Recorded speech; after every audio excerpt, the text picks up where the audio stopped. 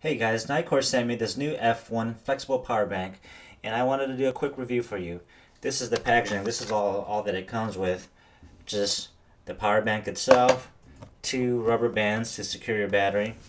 Now what's unique about this is that it's not your typical power pack where you just charge it and go.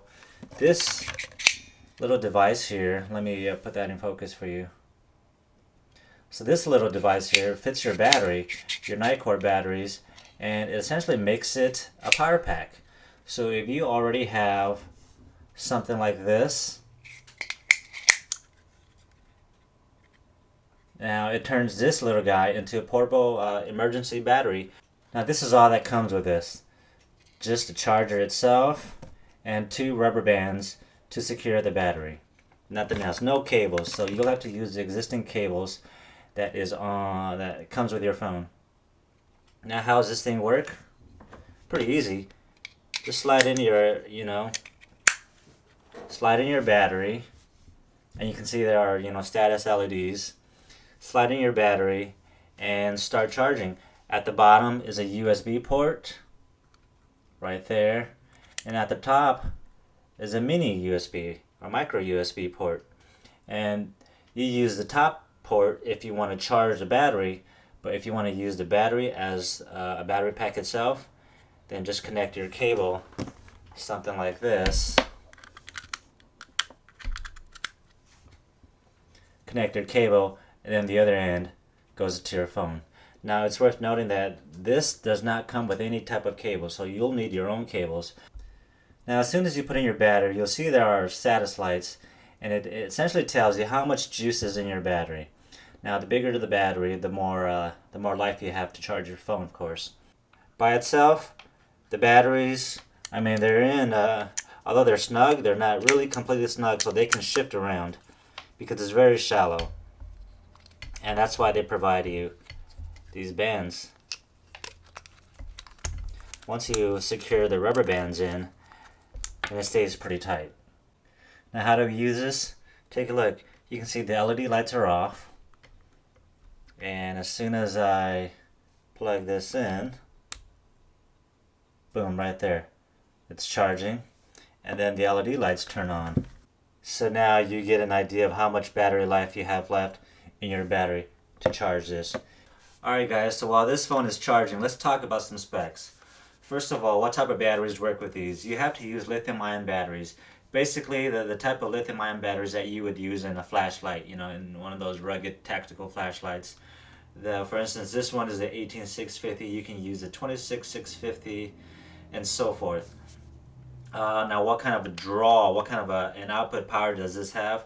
This has a 1 amp max, and that's not the most powerful charger, because I know the Samsung Galaxy S7 charger is a 2 amp charger, and the Nexus 6P is a 3 amp charger. So those, your OEM chargers will have a bigger power, more output, so that it would charge your phones faster. But when you're out camping or away from a plug, what are you gonna do?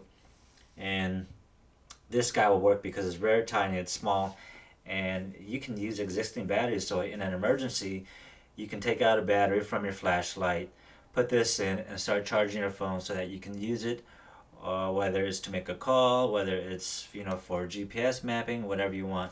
This is a great emergency device. Alright, so let's talk about charging power. I charged both the Samsung S7 and my Google Nexus 6P, and these are the charge that I wanted to show you. This is coming from my battery, which is 3400 milliamp hours.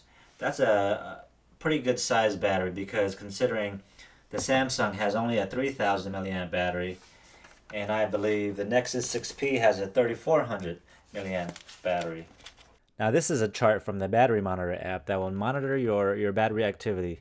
And when the Samsung S7 was at 14%, that's when I plugged it into this NITECORE charger. And it went all the way up to 73% fully charged before the battery died. From the chart here, you can see that it reaches that, your average 1 amp power draw. And it took an hour and 50 minutes before the battery died. It's worth noting that it only charged 1770 milliamp out of the 3400 total that it could have. Okay, now here's the chart for the Nexus 6P, and you'll see that it went from 14% up to 64%, putting in about 1725 milliamp hours of juice back into the phone in the same amount of time, 1 hour and 50 minutes before the battery died. Now I know what you're thinking. If we only put in 1700 milliamps of juice, where's the rest of it? Roughly 50% of it. But you'll find that in a lot of power packs that you get today, you'll be lucky to get 60 to 70% total efficiency. A lot of the battery juice is lost in the heat and in the voltage conversion. So if you want to fully charge your phone that's 3000 milliamp hours, make sure you get a battery pack that has a capacity of at least 5000 milliamp hours or greater. Now let's talk about when would be a good time to use a device like this. Really, it's a great backup device. It's a great emergency device. They make power packs, USB power packs, 10,000 milliamp hours, 20,000 milliamp hours. Of course they make those. But this little guy, I mean, if you don't have any type of power source and you still have your flashlights, just take battery from your flashlight, put it in here, and then it'd be a great emergency source. But I mean, not only that, it's so tiny, it's about the size of a battery, you can see, and you just plug in your phone just like that. Maybe not for your phone, maybe you need it for a walkie-talkie, something, anything that needs power that can be powered through USB. This would be a great way for an emergency power source. Now this device, it comes with two ends. The smaller port here is a micro USB charger. It charges the battery itself, so there's dual purpose. The F1 can charge your battery, or if you plug in a USB plug here, it acts as a power source that can charge your device. Now I want to stress the value of this input port because when you're out and about and away from a wall socket, you can have like a portable solar panel that can plug right into this device, charge your batteries, and this little thing also acts as like a voltage regulator to charge your devices right from your solar panel. So this would be a great way to keep all your devices charged and juiced up where you're out and about and away from any type of a wall plug. So there you have it, guys. This is my review of the NITECORE F1 FlexBank outdoor power charger. If you like this review, make sure you hit the like button. If you got questions, just ask in the comments section and I'll try to answer that. And I'll see you guys in the next video. Bye.